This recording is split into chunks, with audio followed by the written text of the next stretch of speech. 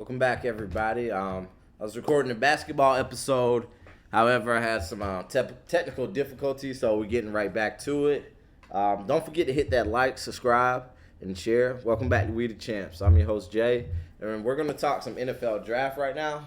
But before we get into that, there's been a little shakeup in the league, and the Jets and Packers have finally finalized and initiated the trade for Aaron Rodgers.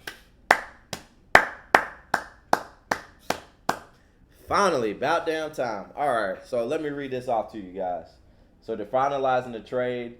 The Jets acquire Aaron Rodgers, the pick number 15 in this draft, a fifth round pick, number 170, and that's what the Jets get on their side. The Packers get the number 13 pick, so the Packers pretty much just traded up two spots. They get a second round pick for this season and a sixth round pick this year. All right, and there's actually a conditional 2024 pick next year. So as of right now, it's a second round pick. However, if Aaron Rodgers plays 65% of the snaps in this upcoming season, it will become a first round pick for the Packers. That's really weird. So they gave him a second round pick for next year. However, the pick changes it to the Jets' first round pick if Aaron Rodgers plays at least 65% of the snaps. That's really weird. So Aaron Rodgers he'd have to die or be injured for that not to happen. So let's just go ahead and say they gave up their first round pick for next year. I'm glad this finally happened. It's really good for the Packers. Aaron Rodgers gets a fresh new start. And if anybody can take on that New York media, it's definitely Aaron Rodgers. Now the Jets are looking a lot more dangerous. I'm really, really curious who they're going to get in the draft. They're definitely going offense. They have to go offensive players. Either a lineman or maybe a tight end. One of those tight ends, Dalton Kincaid or Michael Mayers out of Notre Dame, but we'll see. So we're talking draft. And I'm going to fill you guys in on my first top 10 picks of the draft, what I predict. So let's go ahead and set it off. Number one, my Panthers taking Bryce Young. It was obvious from the start.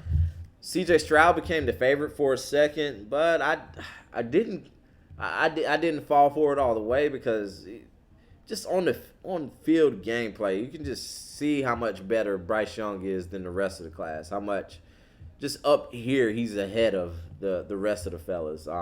His accuracy, his playmaking ability, getting out of the pocket, throwing downfield, just all of that. Now, one person had a really, really good comparison, and I'm really hoping this is so for my Panthers. He said Bryce Young is like the Steph Curry of the quarterback. So there you go. Going number one off the board is the Steph Curry of the quarterbacks and Bryce Young. All right. Number two. So it seems we have there's a lot of iffy-ish with CJ Stroud. There's been rumors and reports saying the Houston Texans aren't too big on him.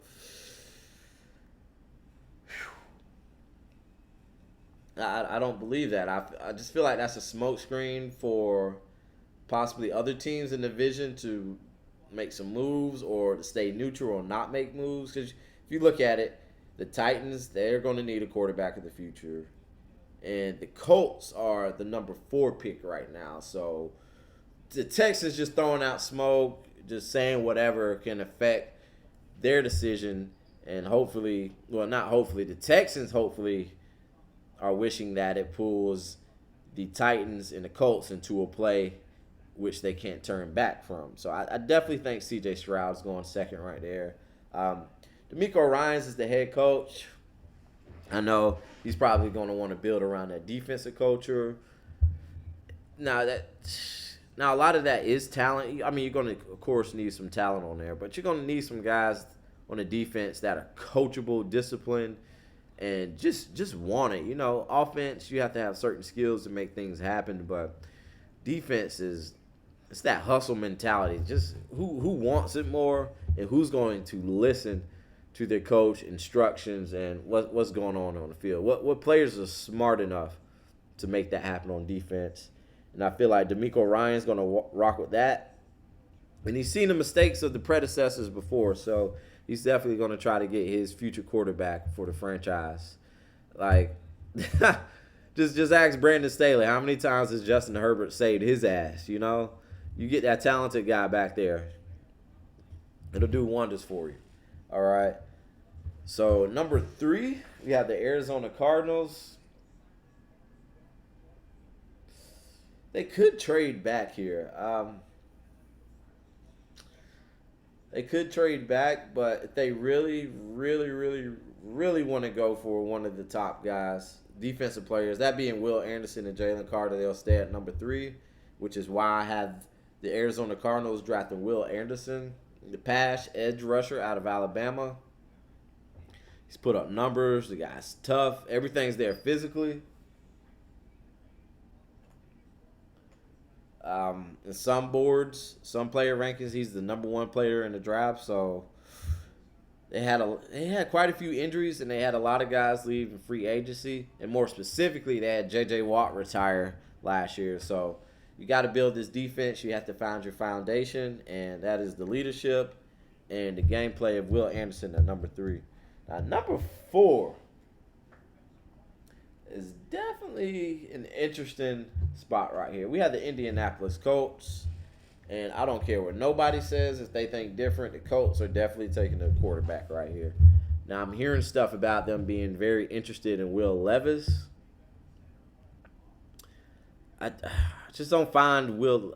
I feel like Will Levis is a late round prospect here, and 2 notions about him that I just pay real close attention to. So turnovers and bad decision making, which is in correlation with turnovers. And it's like, okay, this guy's throwing a ball and making bad decisions. Why not just draft AR-15 Anthony Richardson? You compare the two. Anthony Richardson's maybe a little bit more raw as a passer, but we've seen this guy's rocket arm and his playmaking ability and that running ability. Like, damn. So I have the Colts here taking Anthony Richardson. So you look at Anthony Richardson and you look at Shane Steichen, the head coach. Shane Steichen was the previous offensive coordinator for the Philadelphia Eagles. So he had an option heavy, like read option heavy, and RPO heavy with Jalen Hurts. Now, Jalen Hurts is a little bit above Anthony Richardson in the terms of their passing ability out of the draft or what we've seen on film. So, but they have a lot of similarity in their run game. So why not keep rocking with an offense that's run heavy? You got Jonathan Taylor right there. That could be a triple threat rush. They can have a double-headed monster. Anthony Richardson and Jonathan Taylor, both over 1,000 yards in the season. And we have your quarterback and your running back over 1,000 yards in the season. That's guaranteed playoff. I mean, just look at the Ravens and Jalen Hurts and the Eagles last year. Oh, Jalen Hurts, Shane Steichen. Come on, it's correlating right there. You know what I'm saying? So, make that easy for him. Make that easy for Anthony Richardson right there. Give him some RPOs.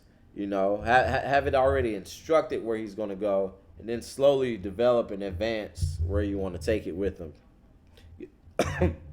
Give him some play action. Let him roll out. Have the decision to get this crosser, guy doing downfield, or just pick up those 10, 15 yards for that first down. I feel like Anthony Richardson is definitely the pick right here, and the Colts need a little bit of flavor with those basic-ass uniforms. All right, number 5, we have the Seattle Seahawks. Now, I really wanted to see Anthony Richardson go to the Seahawks. Just sit behind Geno Smith a few years. I feel like that was a really good option. But we got Pete Carroll here. We trying to get some defense. Now, the defense, they had some hitters. They did really good in the draft last year, but they fell off, and I feel like that's going to happen with young players. You hit a stride at the beginning of the season or in the middle, and then it starts to phase off a little bit. And that comes with experience, just building that consistency and knowing what you have to do and how to play to become an all-star defensive player. So, Jalen, everybody speaks about Jalen Carter's off-field issues, blah, blah, blah, blah, blah, blah. The possible trouble he could have gotten into with the race in the cars and his teammate and the one assistant coach or young coach or whatever being injured, not injured, but passing away in a car accident. I just don't see a situation where Jalen Carter puts himself in that kind of situation again after that experience. They said he came to, was it Pro Day or what's the thing they do? The combine, out of shape. I mean, the kid was going through some stuff. Let's cut him some slack. He's one of the best defensive lineman prospects we've seen in a while. I think he'll tighten up and embrace the life of being a professional, no doubt. All right, number 6 here. This one's not quite tricky. Feel like this pick was a little bit of a reach, but I have the Detroit Lions drafting Tyree Wilson, edge player from Texas Tech. So the Lions defense was bad, fairly bad last year. The offense was high flying, really good with Jared Goff at the helm. They drafted Aiden Hutchinson with their first round pick, top 5 pick. I'm not sure if he was, don't remember exactly. He might have been number 3 or number 4. But I like Tyree Wilson, and I feel like this could be a good pairing with Aiden Hutchinson on the other edge. You got your 2 dominant edge rushers, so boom, let them go. And it just makes it easier to build on an outside cornerback. So you look, the game starts in the trenches, you know what I'm saying? So the quarterback's passing. If you can get a dominant rush with 4 players as opposed to blitzing a linebacker and bringing 6 or 7 guys, that makes it easier for the cornerbacks in the secondary to make plays on the ball or to contain the receivers if the quarterback has to throw the ball a lot quicker. Or they're just doing enough to shave off a few seconds, and Tyree Wilson or Aiden Hutchinson gets back to the backfield and stops the quarterback from even throwing the ball, but from the play from even existing. So I really like that pairing. I wanted to go with a cornerback, but nah. Let's make this magic happen with 2 dominant pass rushers on the outside. Detroit. All right, number 7. Yeah, my favorite cornerback in the draft, who I think is the top cornerback in the draft, and that's Christian Gonzalez, cornerback out of Oregon. The Raiders need help everywhere on this defense outside of pass rusher. Christian Gonzalez is your guy. They don't have corners. They need to start somewhere. So Gonzalez has all the playmaking potential to make it into the Pro Bowl. He's fast. He's long. He has great instincts, and he's a really good open field tackler. So let's start building something in that secondary by taking somebody with big-time potential to become a number 1 cornerback on the NFL football team. All right, number 8. Now, some say this guy might go first before Christian Gonzalez, but I just like Gonzalez too much. And this next guy is Devin Witherspoon to the Atlanta Falcons. The Atlanta Falcons need some booming help in that secondary. They could go pass rusher here, but I just got a feeling they're just going to need another pairing. I'm real big on the pairing. So you got A.J. Terrell out of Clemson on one side. Let's get Devin Witherspoon to be that twin cornerback, and let's dominate on the outside, Atlanta. All right? Witherspoon's a competitive, smart player. He's fierce, and that's exactly what the Falcons need going forward, all right? So that's Devin Witherspoon, cornerback out of the Illini, Illinois at number 8. Number 9, Bears. Before y'all draft, I need to talk to the coach, the GM, the owner. I need to talk to everybody. The towel boy, the water boy, the trainer. Please, Chicago Bears, please get somebody on offense to help out Justin Fields. You guys, as a franchise, historically have always figured out the defensive side of the ball. Let that be a thing. But We bought into Justin Fields. We need you guys to build around your franchise quarterback or the guy you've chosen to become your franchise quarterback. Let's get Justin Fields some help. We've gotten receivers. We traded for DJ Moore. You have Darnell Mooney. You traded for Chase Claypool. We have Cole Kmet at tight end. And, damn, I forgot the running back they picked up. But, yeah, we're set there at the skill positions. Let's build on this offensive line, please. The Bears were 29th in sacks last season. We don't need Justin Fields running around crazy. We don't need him getting hurt. We need to take care of Justin Fields, guys. And that's why I have the Chicago Bears drafting Peter Skoronowski, Northwestern offensive tackle. You know, I feel like this guy's I know this guy's a plug-and-play guy, and he has versatility on the offensive line. He played in the interior and the outside. So even if he doesn't have the intangibles to play on the outside at offensive tackle because he has shorter arms, you can work this guy on the inside. That's crazy versatility. Like, come on, people. Like, let's think. Let's do this. We have to protect Justin Fields, and drafting Peter Skoronowski is a big statement that's the priority right now because Justin Fields is the priority. Let's go, Chicago. All right. And with my number 10th pick, so this one is actually a very, very fun one. Anytime you have like I'm going to say a top 6, top 4 contender from the previous season. So we're talking about the Bengals, Chiefs, Eagles, 49ers, Bills, etc., right? Any of those picks are a luxury pick, you know, especially if they just so happen to have a pick within the top 10. That it happens, but it doesn't happen a whole lot of often. So the Eagles here can take a luxury pick, and a luxury pick, guys, is like say the Eagles needed a safety or a cornerback. It's like, all right, we have one of the top rosters in the league. Let's double down and get the best player available. And the best player available at this point is Bijan Robinson. And, oh, my gosh, that would be so beautiful. The explosiveness, the shiftiness, the versatility. Just in that backfield with Jalen Hurts. It's still a possibility, but I have the Eagles doubling down on a position that, hey, you can never have too many pass rushers and guys going after the quarterbacks. That's why I have the Eagles drafting Nolan Smith, edge rusher out of Georgia.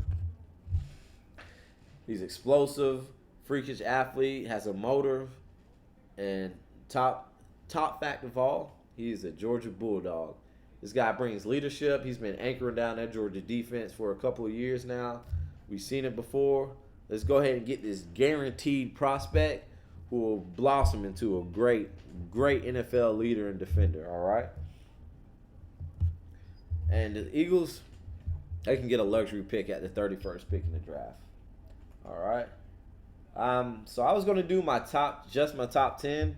However, I have an interesting pick at number 11, and I feel like this is where this guy needs to go. And I have the Tennessee Titans drafting Kentucky quarterback Will Levis. So you look at Will Levis, he just seems like a younger Tannehill to me. I think Tannehill is a $30 million plus salary cap hit this year, and this is his last season on the contract with the Tennessee Titans. And I just don't feel like the Titans have that tanking mentality. I feel like it's very smart for them to go ahead and try to invest on their future quarterback right here. Now, Tannehill was never a top 5 quarterback. He was always a guy that was solid, just had so much potential, and he got to his optimal when he went to Tennessee. You know, they got that nice run game right there. And that beautiful run game can help out any quarterback. Anytime having Derrick Henry in your backfield, what the hell did I just say? Anytime you have Derrick Henry in your backfield, that's definitely a boost and makes your quarterback way comfortable. I feel like bringing this situation, having Will Levis sit a year, you know, he has all the physical tools. Let him learn behind Ryan Tannehill. Let him learn, and Ryan Tannehill, have him teach him to be a true professional NFL quarterback. Just polish him up a little bit. You know what I'm saying? Let's get it right. Will Levis at number 11. to the Tennessee Titans. All right. And guys, if you want to check out my full first round NFL mock draft, check us out on the We the Champs website blog, and we got it all in there for you. But that about wraps it up for this edition of We the Champs. Hey guys, before I get out of here, hit that